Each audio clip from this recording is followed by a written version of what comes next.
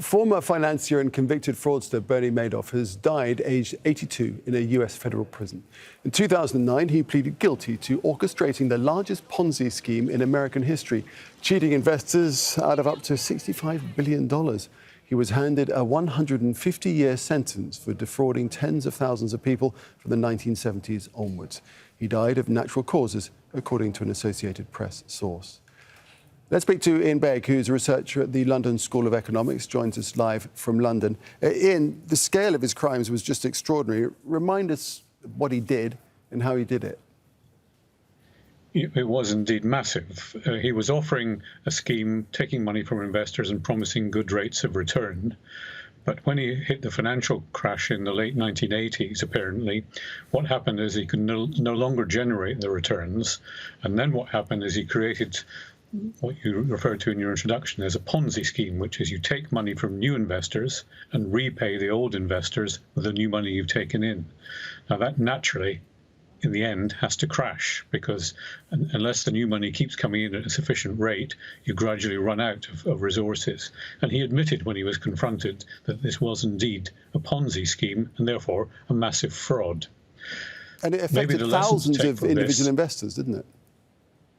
Yes, it's thousands of individual investors, but also some very high-profile ones. Hollywood stars, even a famous Hollywood director in Steven Spielberg, but also many from the Jewish community who relied on him. Particularly, one notable case was Elie Wiesel, a Holocaust survivor and Nobel Prize winner who was fleeced by Madoff. I think the lesson that many of them should take from this is if an investment looks too good to be true, it probably isn't true. That's the aphorism that's often used in financial markets. What is in place now to prevent this happening again? Well, regulation should catch this. Regulators inspect books. They should identify whether there is sufficient separation between the individual's own accounts and the proper accounts. But clearly what Bernie Madoff was able to do was to hoodwink the regulators by not showing them the right books or disguising the way he was recording things.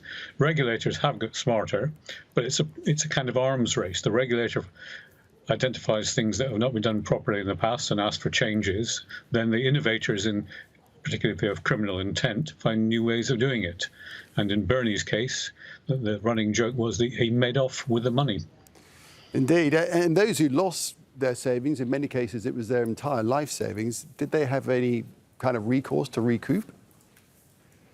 Well, on the massive scale that he did it, there was a long-term effort by the US authorities to try to recoup it, both from Bernie's accounts, which weren't really able to do it, from those he'd employed, including his children. One of them committed suicide, others were pursued. So in the end, some of the assets were returned to those who'd invested, but the significant majority of them simply lost large amounts of their savings.